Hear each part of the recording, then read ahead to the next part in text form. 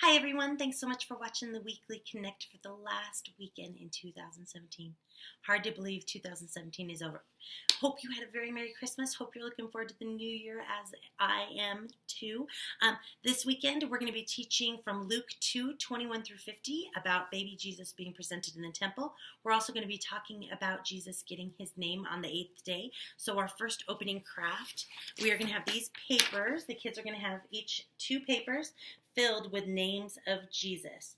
I went ahead and did them on white paper so the kids can decorate those. They can color in all the names. They can make them as decorative and colorful as they can, so that they will be making paper chains, and those paper chains will be really super colorful. So give them some time to color those in, and then what they need to do is cut out each of the strips, just like this one's cut out.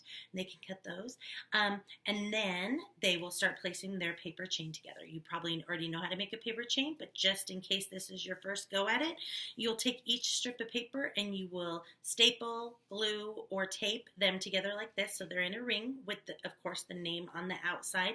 It has the name, and then it also has the address where you can find where that name is used to describe Jesus in the Bible. Super cool, so the kids can look at their paper chains later and learn from it. So you'll have your first circle, then you'll take your next strip of paper and you will put it inside that other strip, just like so.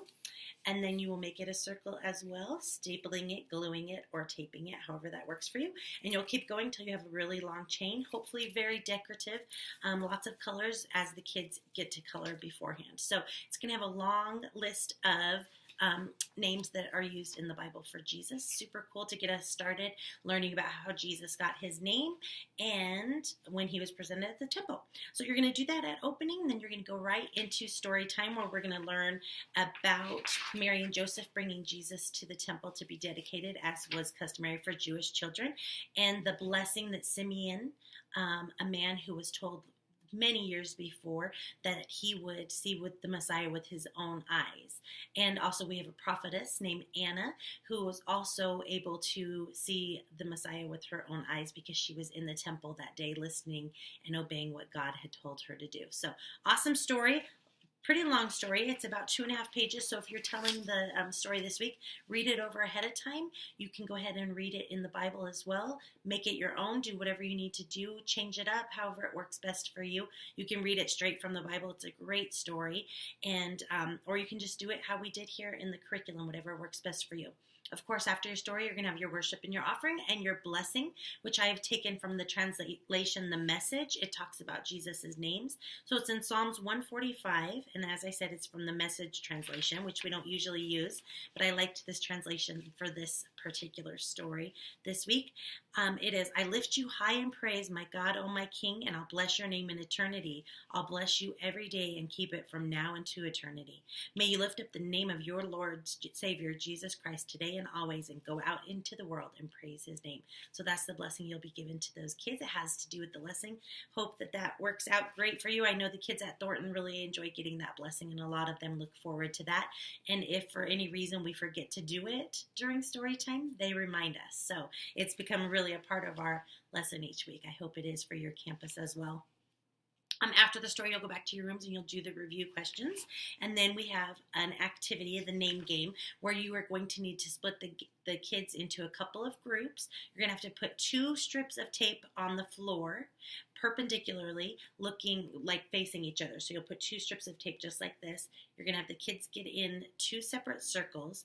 One will be facing out, and the other, this one, will be facing in, so the kids will be facing each other. I wish I had some kids to show you this. It'd be so much easier to show you, but I'll have to do it with my fingers. They'll have to be the kids.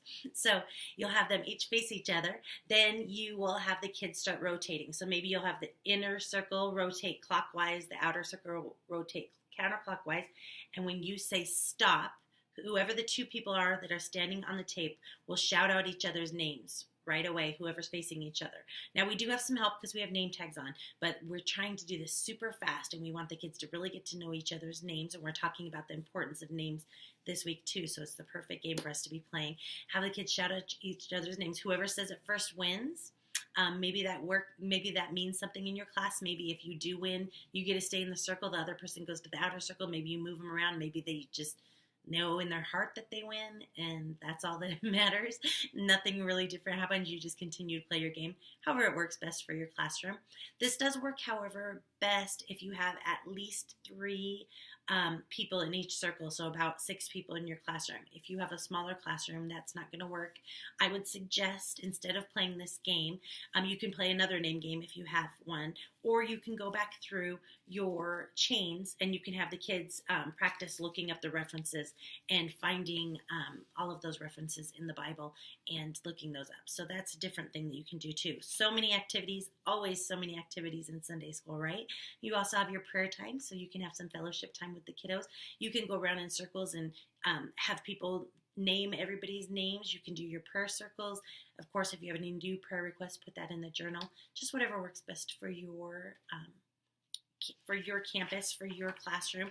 And as always, we just put tons of information, tons of activities in that curriculum so that you have plenty to choose from and you can make your classroom your own. So do not feel stressed out about getting to every single thing we put in that curriculum. We know that it's a lot, but just do what you can in your classroom during your given time. So thank you so much for being such a great part of 2017. I have been so blessed to work with many of you.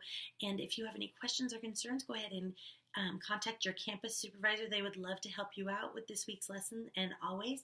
And I'll be praying for you to have a very, very happy and safe 2018 as well. God bless, and we'll see you next year.